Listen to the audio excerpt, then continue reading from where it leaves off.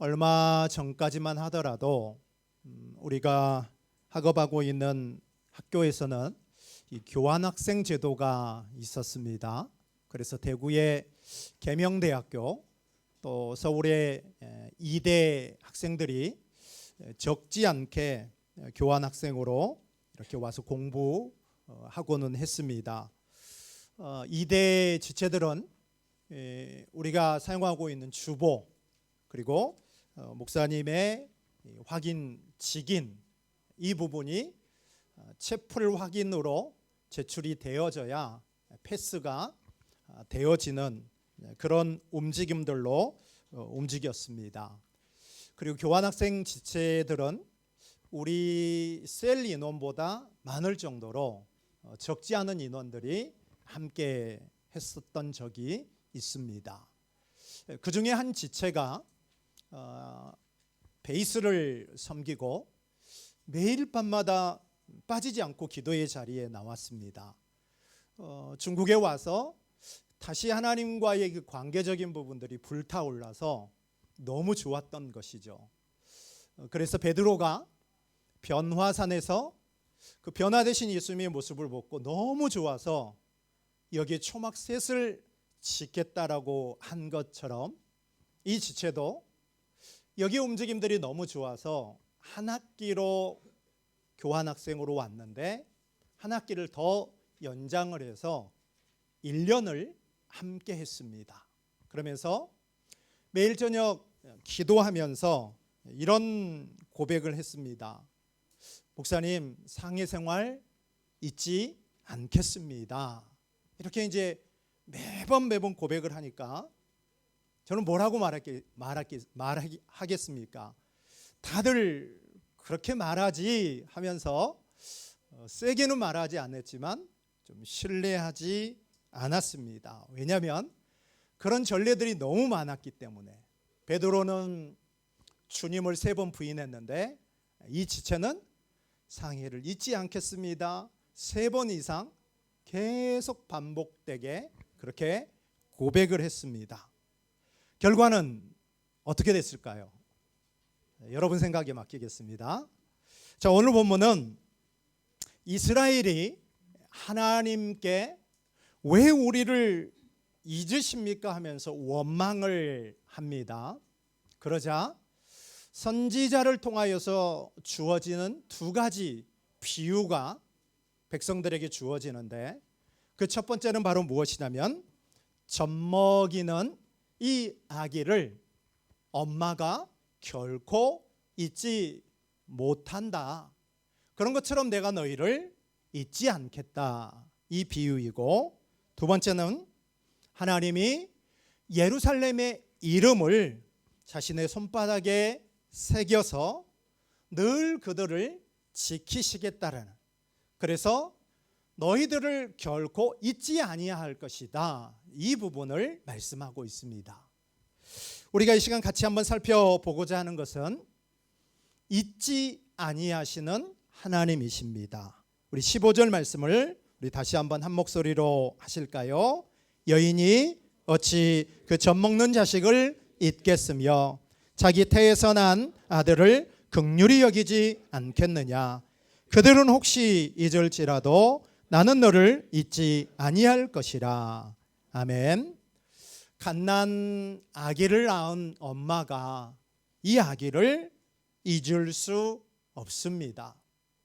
뱃속에서 10달을 품었던 이 아이를 출산할 때 그 고통은 힘겹지만 10달을 품었기 때문에 너무나 예쁠 것이고 너무나 사랑스러울 것이고 너무나 감격스러워서 하나님 보시기에 좋은 그 핏줄을 어떻게 잊겠습니까?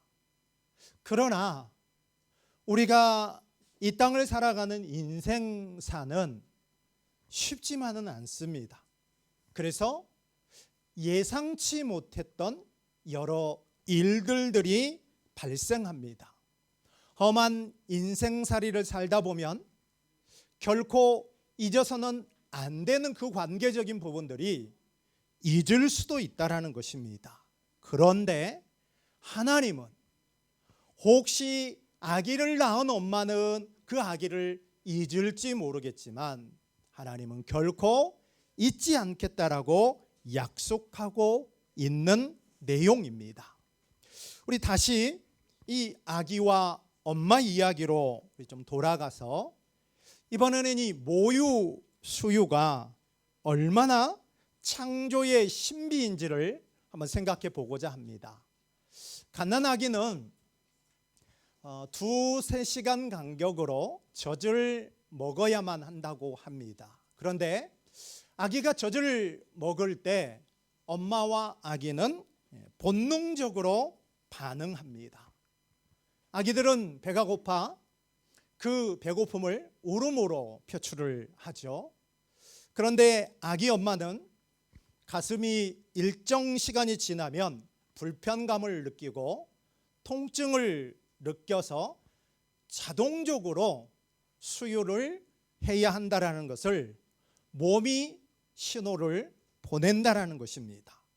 그러면 이 몸이 엄마에게 아기를 잊지 못하도록 만드는 것이죠. 그렇다면 아기와 엄마는 잊을 수 없는 관계로 지음받은 존재들인다라는 것입니다.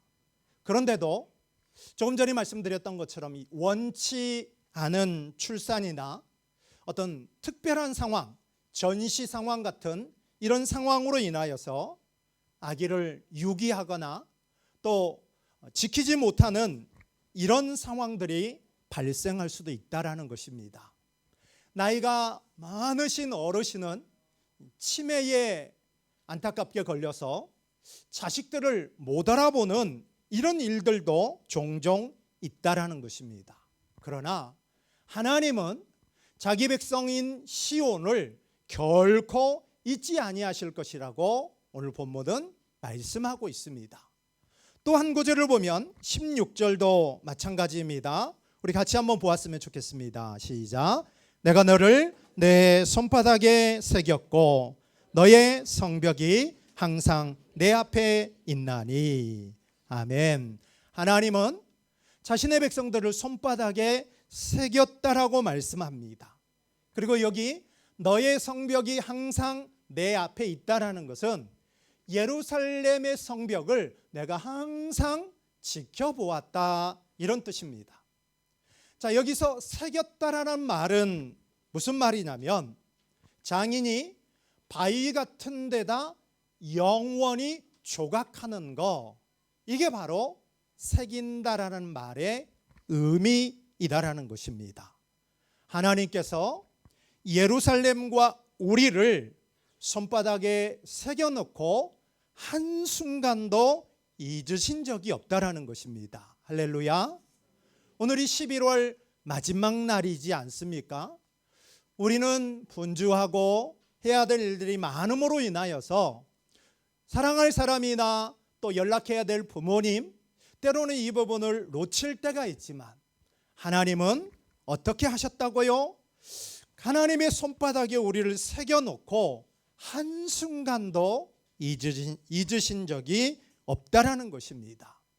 그런데 여러분, 이 말씀을 이사야를 통하여서 들었던 그 당시 사람들은 이 말씀이 충격일 수밖에 없습니다.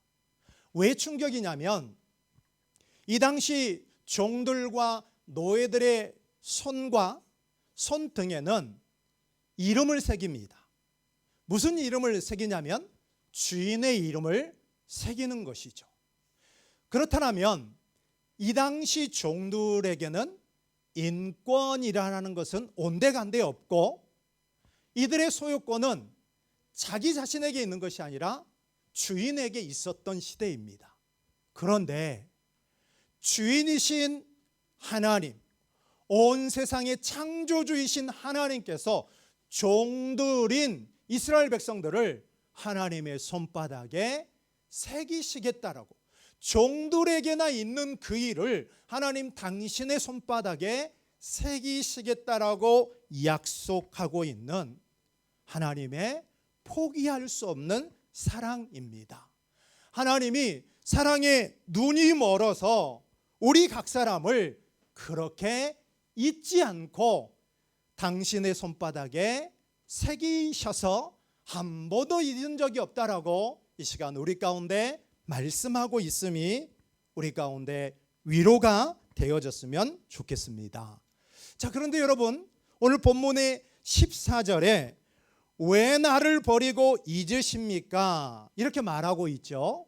여기서 나를 버린다, 잊으셨다, 이 말은 무엇이냐면 단순한 기억 상실을 말하고 있는 것이 아니라 관계의 단절입니다. 예수님이 십자가에서 못 박히시면서 엘리 엘리 라마 사박다니, 나의 하나님 나의 하나님 어찌하여 나를 뭐 하십니까? 버리시나이까? 이 말은 관계를 뭐 한다라는 거예요? 끊으시는 겁니까? 이렇게 말씀하고 있는 거예요. 그러면 버리다, 잊는다라는 것은 관계가 단절된 부분입니다. 죄가 관계를 단절케 했죠. 그런데 하나님께서는 이 관계를 언약적인 관계로, 나는 너희 하나님이고 너희는 내 백성이란 이 언약의 관계를 결코 끊지 아니할 뿐만이 아니라 너희들을 잊는다, 잊지 않는다, 잊지 않겠다라고 말씀하고 있는 약속이다라는 것입니다. 우리가 2주 전에 금요일에 보았던 역대상 16장의 말씀도 동일한 부분입니다. 우리 이 말씀을 한번 볼까요? 역대상 16장 21절로 22절을 보면 하나님께서 아브라함을 지키시고 보호하시는 이 부분을 다윗이 예배하면서 고백하고 있는 부분입니다. 아브라함이 움직일 때 하나님께서 어떻게 했습니까? 주변의 왕들을 꾸짖어서 나의 기름 부음 받은 자에게 손대지 말아라, 저 사람은 나의 선지자이다, 해하지 말아라, 이렇게 하나님께서 아브라함을 어떻게 했어요? 지키고 보호하셨다라는 것입니다. 그런데 아브라함이 어떤 능력이 뛰어나거나 아브라함이 잘났기 때문이 아니라 하나님께서 아브라함과 맺었던 그 언약에 근거해서 그 언약을 기억하시고 그 언약을 지키신 것이 바로 무엇이냐면 주변의 왕들이 아브라함에게 손도 대지 못하도록 누가 지키신 거예요? 하나님께서 지키신 언약의 성취이다라는 것입니다. 그렇습니다. 하나님은 아브라함과 오늘 본문의 시온과 예루살렘과 우리를 절대로 잊지 아니하십니다. 아멘. 어떤 상황에서도 잊지 아니하시고 절대로 영원히 잊지 아니하십니다. 우리가 잘해서가 아니라 하나님이 그렇게 하시겠다고 뭐 했어요? 약속 언약하셨고 하나님은 사랑이시기 때문에 이렇게 하신다라는 것입니다. 아기를 낳은 어미는 혹시 이 아기를 잊을지 모르지만 하나님은 우리를 잊지 않고 우리 이름을 하나님의 손바닥에 새겨서 한순간도 잊은 적이 없다라는 이 사실을 다시 한번 묵상하면서 이 부분으로 예배할 수 있는 우리가 되어졌으면 좋겠습니다. 자, 그런데 여러분, 이 대목에서 우리가 이 말씀을 동의하고 받아들이지만 우리 내면 안에서 이런 생각이 들 수 있을 것입니다. 하나님이 우리를 절대로 그리고 어떤 상황에서도 영원히 잊지 아니하신다라면 내 죄도 내 잘못도 하나님 마음에 계속 담아두시고 잊지 아니하시는 것 아닌가, 이런 생각이 들 수 있다라는 것입니다. 오늘 본문에 이스라엘 백성들도 그러했습니다. 우리가 지금 49장에서 만나고 있는 내용은 여호와의 종을 통한 회복 아닙니까? 관계가 다 깨어졌지만 하나님께서는 백성의 언약이 된 이 여호와의 종을 통하여서 그 관계를 어떻게 한다고요?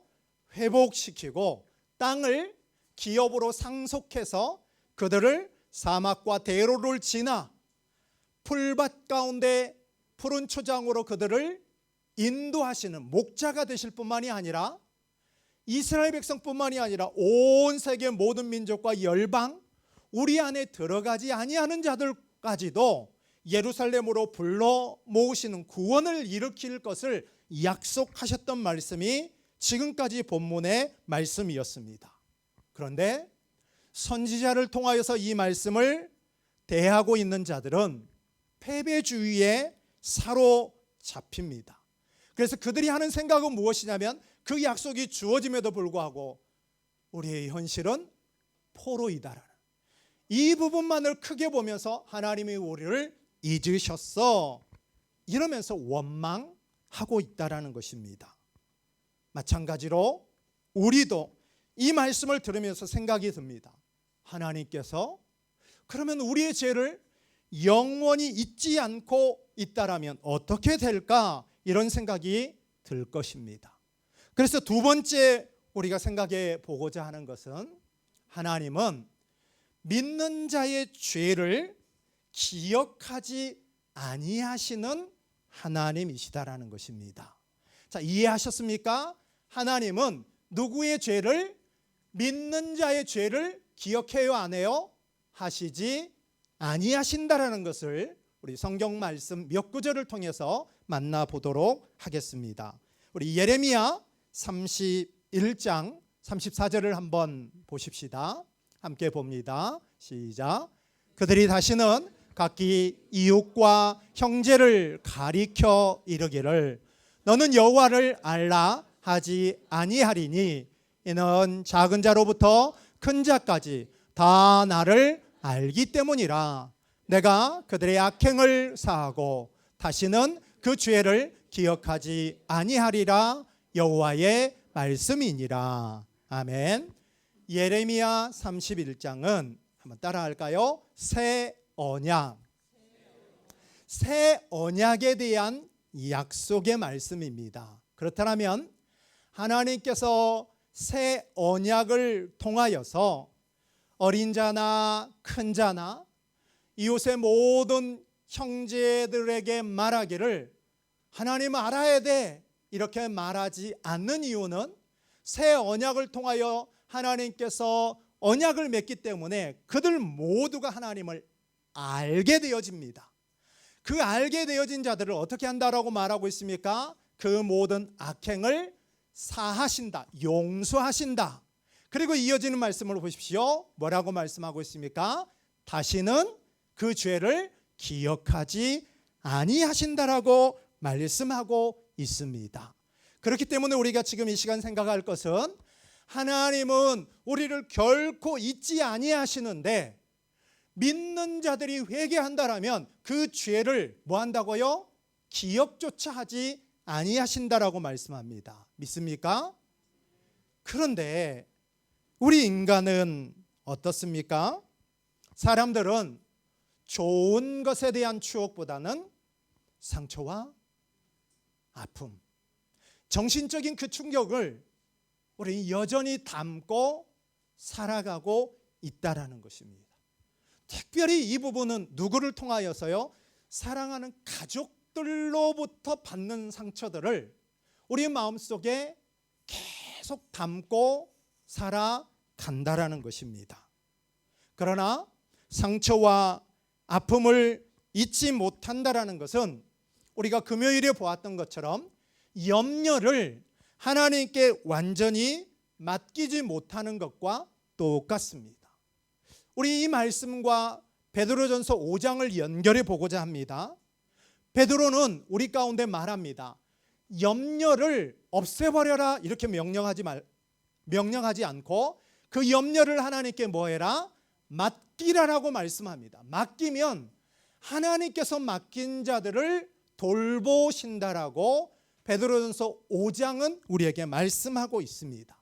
그 맡긴 사람이 누구냐면은 겸손한 사람이라고 말을 합니다. 그런데 우리가 맡기지 못하고 우리의 상처, 아픔, 근심, 염려를 계속해서 가지고 있다라면 그 가지고 있는 문을 통하여서 마귀는 그러한 자들을 삼키려고 우는 사자처럼 찾아다니고 있다라는 것입니다. 그런데 베드로는 말합니다. 그 마귀를 대적할 수 있는 비결이 바로 무엇이냐면 겸손하게 하나님 의지하는 것이라고 말을 하고 있습니다. 사랑하는 여러분, 성경의 사람들과 우리가 하나님께 행하는 큰 잘못은 무엇이냐면 하나님 그분에 대해서 망각합니다. 하나님을 망각할 때 우리에게 나타나는 현상은 무엇이냐면 상처가 크게 보여지고 아픔이 크게 보여지고 우리 안에 있는 염려들이 크게 보여져서 우리 안에서 불안한 마음으로 생각들과 모든 부분들이 그렇게 나타난다는 것입니다. 광야의 이스라엘 백성 보십시오. 사사기의 이 특징은 바로 무엇이냐면 하나님을 잊어버리는 망각이라는 열매뿐입니다. 그러나 하나님을 의지하고 믿음으로 산다라면 그 사람은 하나님의 일하심을 기억하며 사는 시편 기자의 읊조리는 삶, 곧 묵상하는 사람이 될 수밖에 없습니다. 그 사람의 특징은 죄는 하나님께 맡기고 철저히 하나님만 의지하게 되어질 때 그게 바로 무엇이냐면 마귀를 대적하는 것이다라는 것입니다. 그렇다면 우리가 해야 될 일은 바로 무엇이냐면 망각함으로 하나님 그분에 대한 이 망각으로 인하여 근심과 염려할 것이 아니라 시편 기자의 읊조리는 묵상을 통하여서 항상 기뻐하고 성령 충만할 수 있는 그런 우리가 되어졌으면 좋겠습니다. 사람은 상처와 아픔을 기억하고 살아가지만 하나님은 죄를 기억한다고요? 기억하지 않는다고요? 기억합니다. 왜 넘기세요? 예. 자, 우리는 상처와 아픔이 늘 기억되어져서 다시 끄집어내서 곱씹고 그 부분에 울모드가 되지만 믿는 자들이 하나님 앞에 죄를 고백한다라면 결코 그 죄를 기억하지 아니한다라고 말씀합니다. 미가의 고백을 한번 볼까요? 미가 7장 19절입니다. 시작. 다시 우리를 불쌍히 여기셔서 우리의 죄악을 발로 밟으시고 우리의 모든 죄를 깊은 바다에 던지시리이다. 아멘. 우리가 지금 읽고 있는 미가서를 보십시오. 하나님은 우리를 어떻게 여긴다고요? 불쌍히 여기십니다. 그래서 그 모든 죄악들을 짓밟으실 뿐만이 아니라 모든 죄를 저 바다 깊이 던져버리신다라고 말씀하고 있습니다. 아멘. 성도는 구원의 확신만으로 사는 자들이 아니라 우리 죄가 용서됐다라는 죄 용서함의 확신으로 살아야 합니다. 내 모든 죄를 우리 주 예수 그리스도로 말미암아 깊은 바다에 던지신 그 하나님을 찬양할 수 있는 우리가 되어졌으면 좋겠습니다. 나의 죄를 기억하시지 아니하는 그 용서의 하나님을 높이는 그런 우리들이 되었으면 좋겠습니다. 시편 103편 12절을 한번 볼까요? 우리 많이 보는 말씀입니다. 동이 서에서 먼 것 같이 우리의 죄가를 우리에게서 멀리 옮기셨다라고 말씀합니다. 동이 서에서 먼 것처럼 죄와 완전히 분리된 그 자유와 기쁨이 우리 믿는 자들 가운데 있다라는 것입니다. 히브리어에서는 잊는다 이 뜻이 바로 무엇이냐면 까먹는다 이런 뜻이 아니라 다시 문제를 삼지 않겠다라는 법정 용어입니다. 잊는다라는 말이 까먹는다라는 것이 아니라 다시는 문제 삼지 않겠다 땅땅땅 판결이 내려지는 법정 용어입니다. 이거를 신학적으로 뭐라고 말하냐면 칭의라고 말하는 거죠. 예수 그리스도를 통하여서 우리의 죄에 대한 부분을 다시는 묻지 않고 우리 죄는 그분이 다 가져가시고 우리 가운데 무엇을 옷 입혀 주십니까? 의라는 옷을 입혀 주셨기 때문에 예수로 말미암아 우리가 죄인이 아니라 무엇이 되어졌습니까?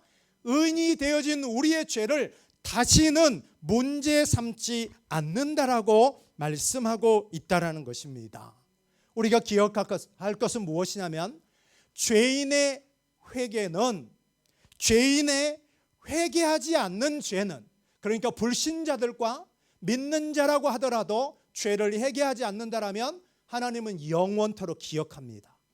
그러나 우리가 약하지만, 죄에 넘어지기도 하지만, 죄에 반복되어지는 부분으로 쓰러지긴 하지만 그 죄를 회개한다라면 영원토록 기억하시지 않습니다. 할렐루야. 그러면 정리해 보십시다. 하나님은 우리를 잊으십니까? 잊지 아니하십니까? 잊지 않습니다. 근데 무엇은 잊는다라고요? 우리의 죄, 회개하면은 그 죄는 잊으신다라는 것입니다. 할렐루야. 얼마나 감격스러운 은혜입니까? 우리가 자주 가족들과, 사랑하는 사람들과 싸우는 이유가 무엇이죠? 꼭 옛날 얘기를 끄집어내요. 그렇죠? 아니 그거는 끝났는데, 그걸로 끝내면 되는데 분리하면 그걸 끄집어내요. 그런데 하나님은 우리를 단 한 번도 잊지 않고 손바닥에 새기셨는데 우리의 그 더럽고 추하고 부끄럽고 수치스러운 그 죄만큼은 뭐 한다고요? 기억조차도 하시지 아니하는 하나님이십니다. 그렇기 때문에 우리가 해야 될 일은 무엇이죠? 그 죄를 멀리하는 거예요. 즐기는 것이 아니라 그 죄를 가까이 하면 우리가 견딜 수 없는 그 마음의 힘겨움을 주십니다. 그래서 우리가 성숙하면 성숙할수록 죄는 미워하고 하나님은 더 사랑케 될 수밖에 없다라는 것입니다. 오직 예수의 피 아래 회개했을 때만 이런 역사들이 있다라는 것입니다. 요한일서 1장 9절, 만일 우리가 우리 죄를 자백하면 그는 미쁘시고 의로우사 우리 죄를 사하시며 우리를 모든 불의에서 깨끗하게 하실 것이요. 아멘. 우리가 어떤 죄가 있다라고 하더라도 그 죄를 자백하고 회개한다라면 예수의 이름 때문에 우리의 모든 죄가 용서케 되어지고 우리가 모든 불의에서 깨끗하게 되어지는, 자유롭게 되어지는 그 은혜가 누구로 말미암아 있습니까? 예수로 말미암아 있습니다. 로마서 8장 1절은 말씀합니다. 그리스도 예수 안에 있는 자에게는 결코 무엇이 없습니까? 정죄함이 없다라고 말씀하고 있습니다. 죄책감이 아닌 죄 용서에 자유와 기쁨만이 있는 자들이 누구냐면 오늘 저와 여러분이다라는 것입니다. 이것이 예수로 말미암는 죄 용서의 은혜입니다. 사랑하는 여러분, 성도의 기쁨은 무엇이냐면 죄를 짓지 않아서 기쁜 것이 아니라 죄가 용서되었기 때문에 기뻐하는 자들입니다. 할렐루야. 우리는 죄를 짓지 않는 자들이 아니에요. 죄를 짓는데 그 죄가 어떻게 됐어요? 사면, 깨끗함. 그렇기 때문에 우리는 기뻐하는 자들이 되어야 한다라는 것입니다. 오늘 저와 여러분의 기쁨은 무엇 때문에 기뻐하고 있습니까? 뭔가 하나 주어졌을 때, 뭔가 하나 성취되어졌을 때, 아니요. 죄가 없어서 우리는 기뻐하는 것이 아니라 그 내 죄가 너무 창피하고 정말 사람들 다 피해서 잠수 타고 싶은데 그 죄가 용서되어졌다라는 거, 그것 때문에 기뻐할 수 있는, 이 기쁨을 회복할 수 있는 한 주간 12월이 되는 우리 모두가 되어졌으면 좋겠습니다. 그래서 이 기쁨이 17절로 연결이 되어집니다. 17절을 보실까요? 시작. 내 자녀들은 빨리 걸으며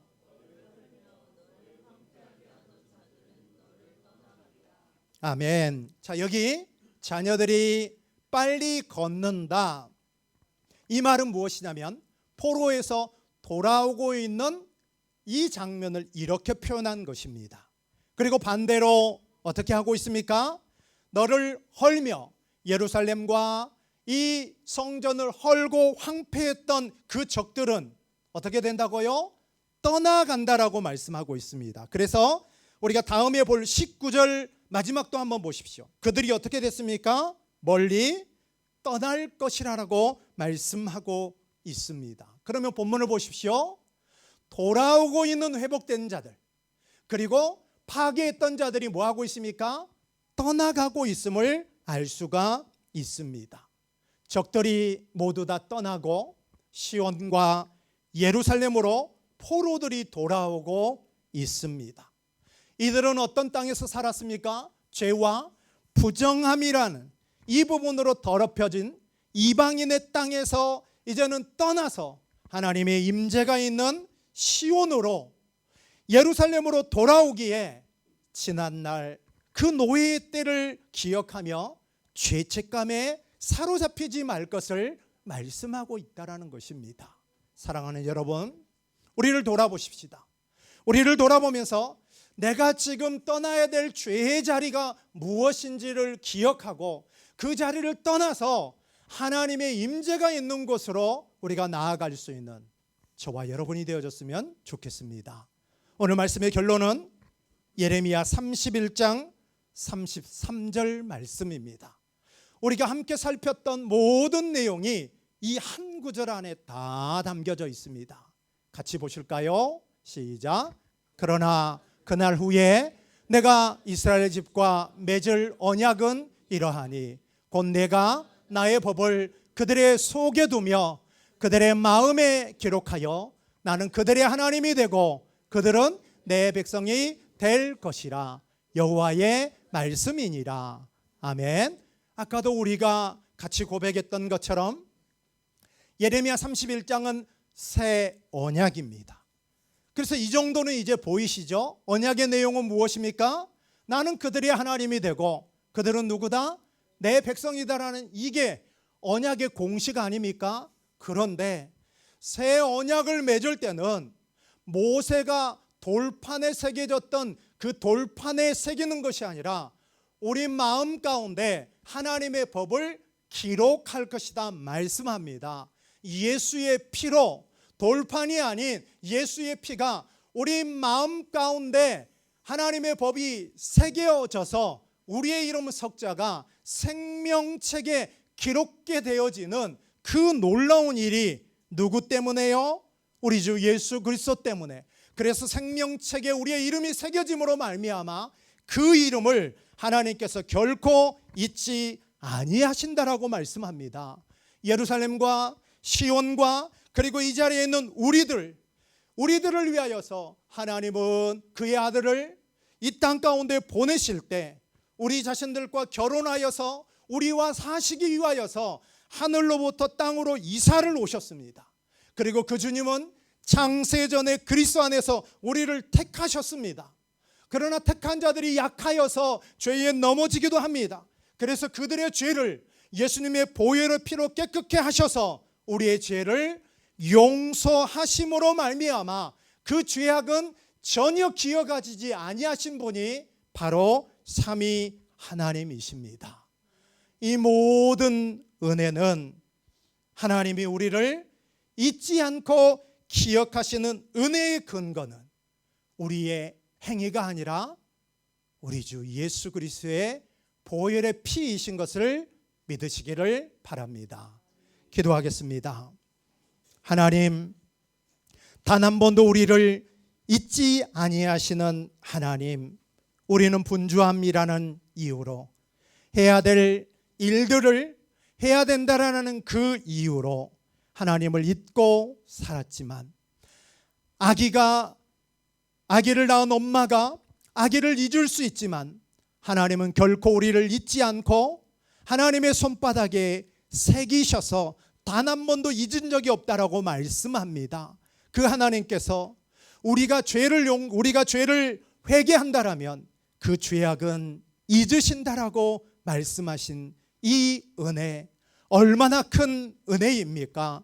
하나님, 우리가 이 시간 죄의 자리를 떠나 하나님의 임재가 있는 곳으로 돌이킬 수 있는 그런 힘을 우리 가운데 허락하여 주옵소서. 새 언약인 예수의 피가 새 언약이 되어졌고 그 피로 말미암아 우리의 이름이 생명책에 기록이 되어졌사오니 우리를 잊지 마시고 우리와 늘 동행하여 주옵소서. 이 모든 은혜는 우리의 행위가 아닌 예수의 보혈의 공로이오니 그 공로에 감격해 사는 그 하나님께 영광 돌리는 삶들이 될 수 있도록 우리에게 크신 은혜 허락하여 주옵소서.